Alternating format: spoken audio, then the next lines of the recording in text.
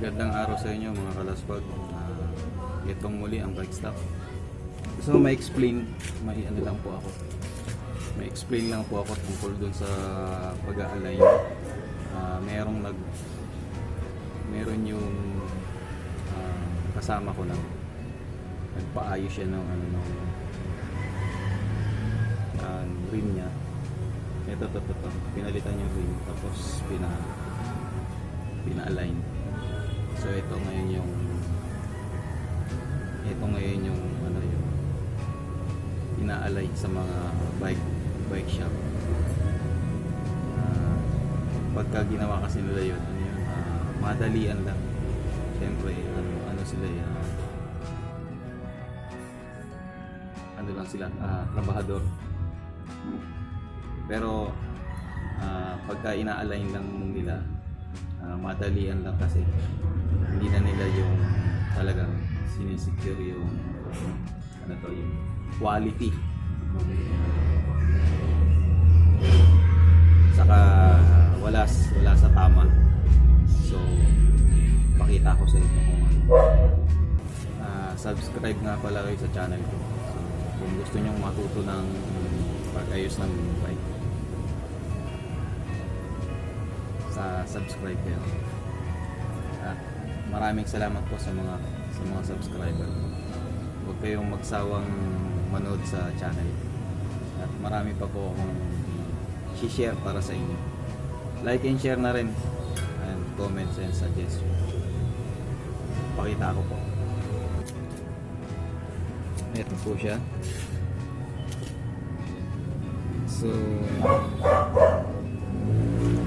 kung mapapansin nyo,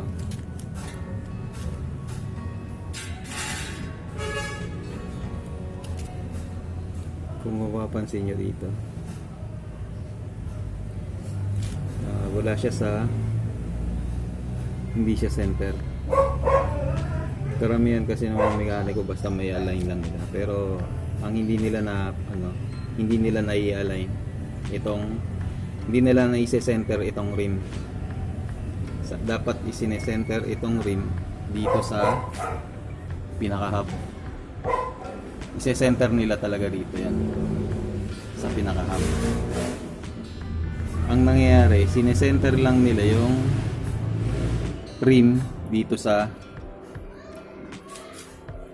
lang nila sine-center yan, mula dito hanggang dito. Dito lang siya naka-center. Hindi siya talaga naka-center mismo dun sa hub. Dito dapat kukuha mula rito hanggang dito. Diyan mo dapat isi-center. Gitna nung mula distansya nito hanggang distansya nito, doon mo siya isi-center. So dapat ang rim mo dapat papatak yan banda dito yan. Dito siya nakatapat ang rim. Nangyayari, yung ibang mekaniko, sine-center lang yung rim mula dito hanggang dito. Katulad nito. Naka-center lang siya dun sa may kaya mapapansin nyo. Hindi siya naka-center dito. Pero meron pang isa. Yung spokes, mga malalambot, hindi matigas, hindi masyadong hatak. Yan yung isa. Tapos meron pang isa, yung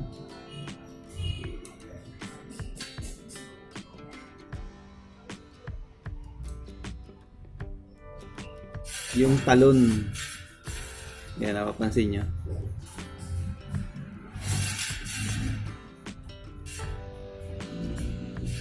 Mapapansin nyo yan. Sumasayad pa. So, hindi pa nahahatak yan. Ibig sabihin, hindi pa nahahatak ng spokes. Kahit konti lang yan. Ayan o, meron. Pero kung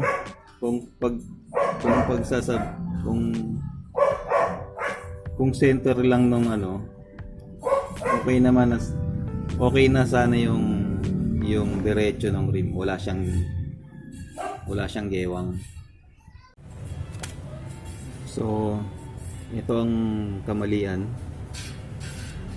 hindi naka-center yung rim sa hubs, isa, at pangalawa, hindi matigas ang spokes, hindi masyadong hatak, so hindi siya mahigpit.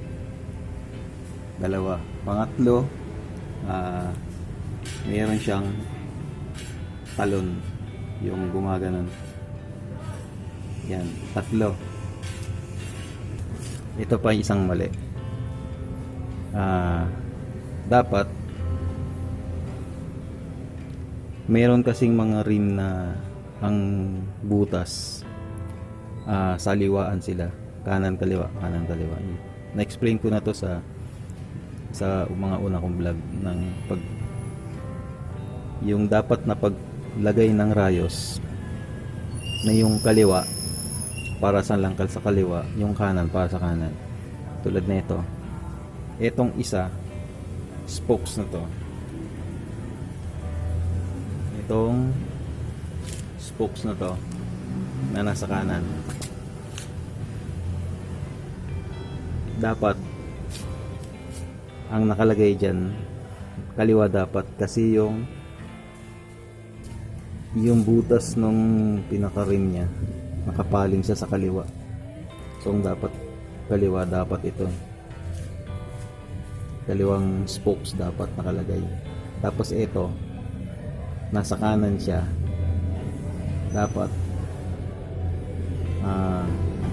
yung spokes niya nandito rin sa kanan. Kaya pag mapapansin nyo daw, pag nahigpitan nyo yung nipple, kahit hindi mo siya mahigpitan masyado, kasi nga dahil dito iniikot niya, nakapaling siya ng ganon, so dito lang siya sumasayad na siya dito sa pinakabutas niya, so hindi mo siya mahigpitan, nakabaloktot na ng ganon yung spokes. Kahit na parang maluwag pa yung hindi mo na talaga siya mahigpitan lalo, kasi nandito nakabaloktot yung spokes dun sa nipple, nakaganon siya. So imbis na center to center, nagiging bumabaloktot na siya ganyan, so umihigpit na siya. Kaya isa rin yun, dapat alam din ng mga mekaniko to. So yun, bali 4 na pag-align ng mga ibang mekaniko. So ngayon aayusin ko to. Ang gagawin ko, isi-center ko yung rim dito sa hubs. Tapos hahatakin ko ng konti itong rayos. Tapos tingnan ko kung babawasan ko ng konti itong talon niya. So ang unang gagawin ko luluwagan ko tong spokes. Luluwagan ko ito. Ang una kong luluwagan yung parte dito sa kabila, sa may kaliwa, para luluwagan ko na sa kabila para yung rim mapunta ng ganito ng konti. So pag napunta na yan dito, hahatakin ko naman to ng nandito. Hihigpitan ko yung nasa kanan para itong mapunta rito ng konti. Meron ako ditong pangsukat. Ito yung sinasabi nilang, ito na DIY lang to. Yung sinasabi nilang pang pang-alay ng so yan siya, malayo. Pero pagdating dito sa kabila, nakikita niyo. Ayan na. So ilalagay natin siya, itatapat natin siya dun sa pinaka ito. Pansin niyo. Palagay natin yan. So ilalagay natin ito sa kabila.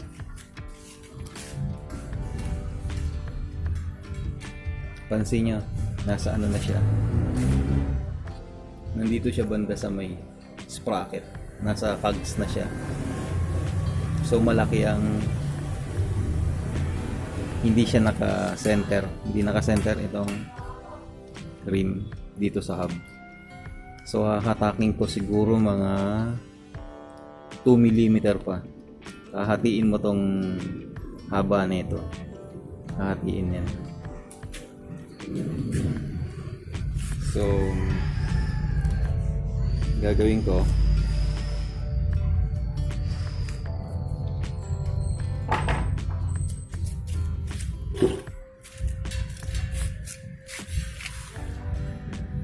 hanapin ko yung pinakabutas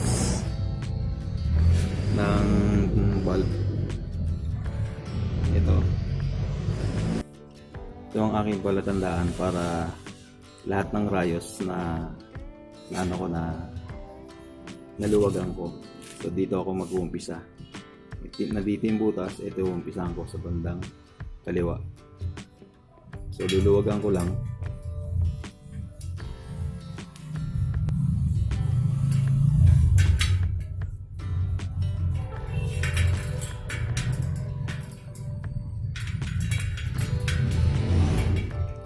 Lahat alternate naman yun. Alternate lang naman. Tuluran siya.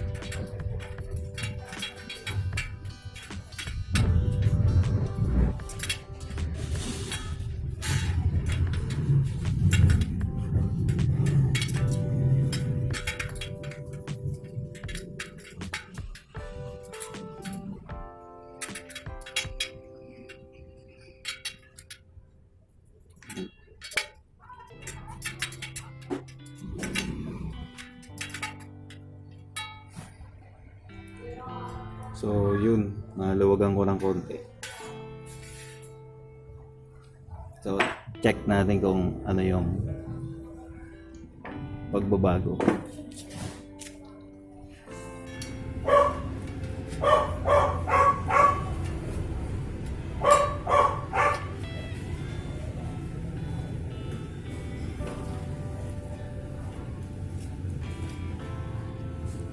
So may konti.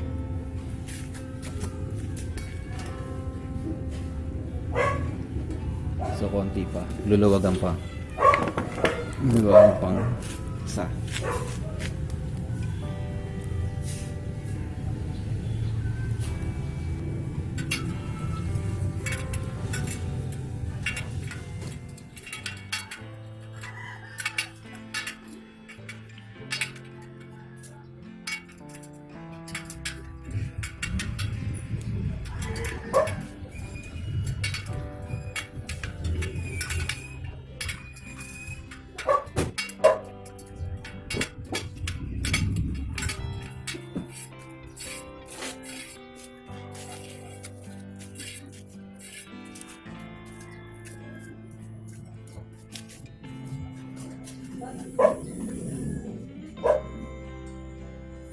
So gumanon siya ng konti.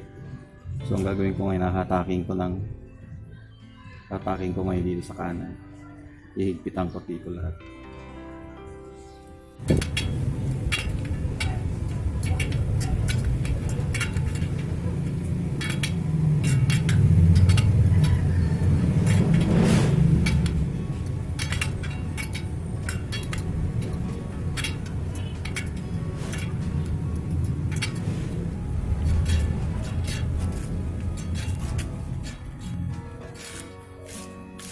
So ang unang kong tatanggalin, itong sayad, yung pinakatalon niya. Yun ang unahin mabawasan. Yan. So higpit.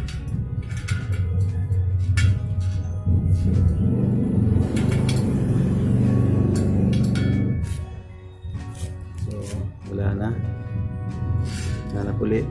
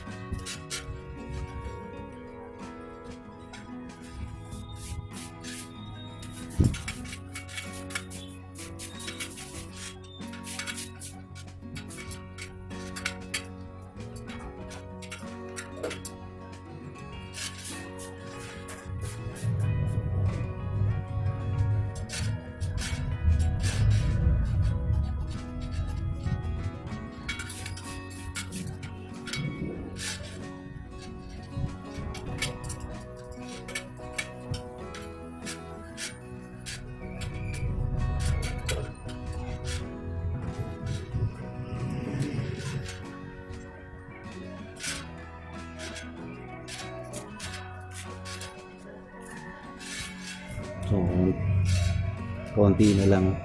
So kailangan lang niyang ma-center sa ganito, ma-align yung gilid. So yun na lang. Ngayon susukatin ko nga uli.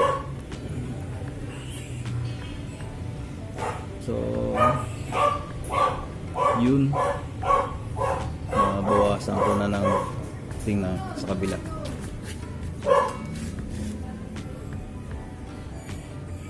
Ayun o, higpitan ko ng konti dito sa kanan.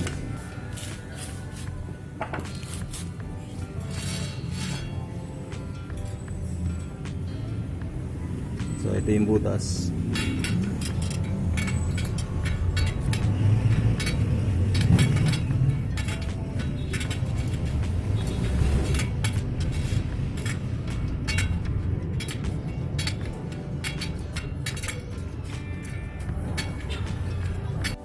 So sukatin ko ulit.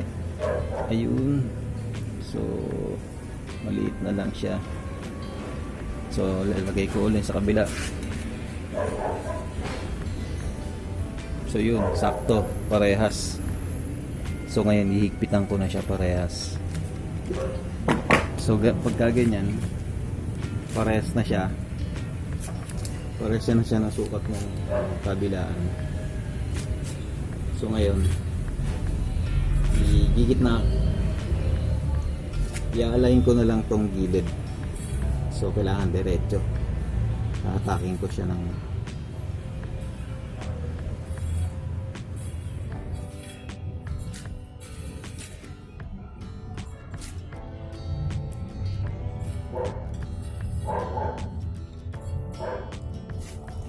kung may nakita kayong nakapaling dito, hatak nyo lang pag ganun sa kanan. So,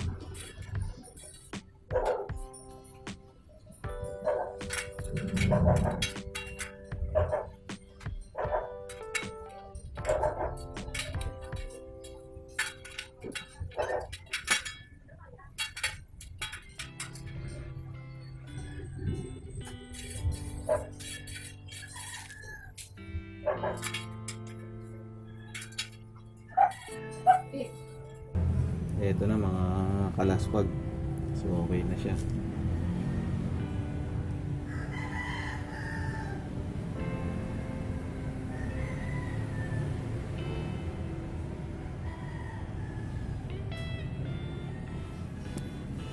So nakapaling na siya ng ganito. Okay na siya. So check natin. Check ko pala. Yun. Tapos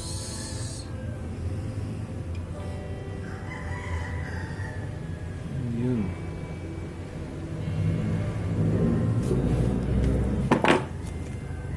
So okay na. Nasa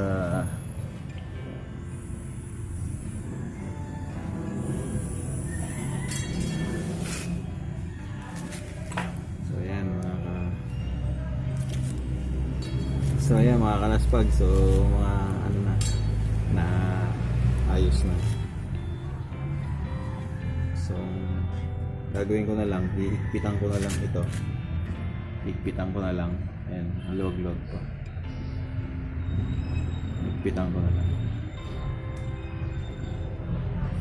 So umpisa, higpitan mo na lang lahat yan. Higpitan, isang kahit sabihin mong higpit mo lang isang ganun.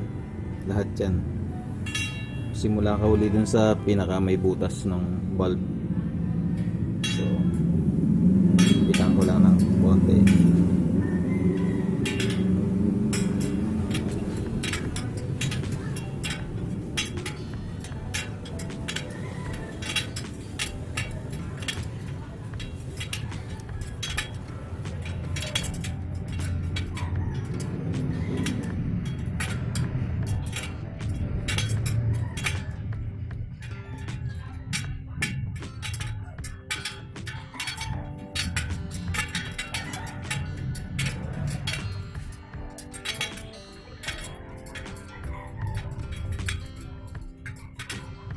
Ito, bilog na. Yun.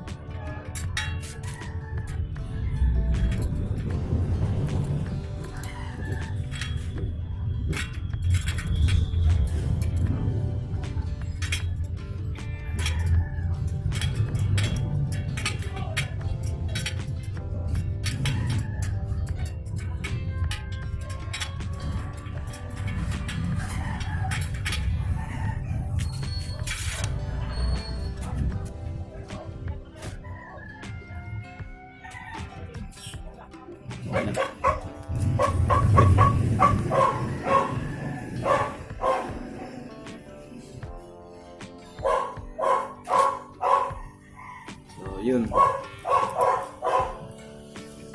Okay na ulit. Pwede na.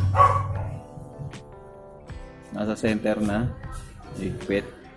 Tapos, nasa center na to. At wala nang talon.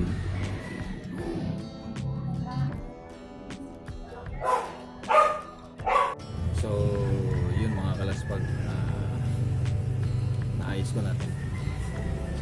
So, yun ang kamalian ng ibang mga mekaniko sa pag-align, lalo na pagka ano to, madalian yung ano nila, lalo na pag marami customer kasi ibang mga mekaniko. So, madalian kasi ano yun eh. Pero hindi naman sa inaano natin sila. So, ano nila yun eh. Doon sila kumikita kasi. So, dapat, ano rin dapat sa kanila. Hindi nila naalis sa kanila yung quality ng gawa nila. Yun lang. So, 4 na kamalian ng mga mekaniko sa pagkalay.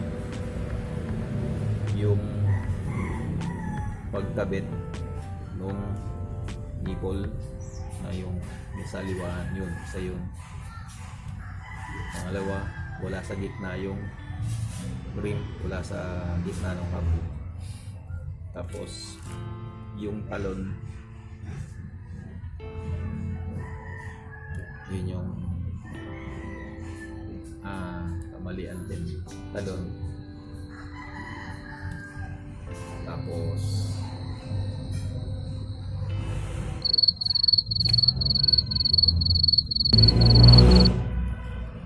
yung higpit, kailangan na mahigpit yung rayos, hindi siya maluwag,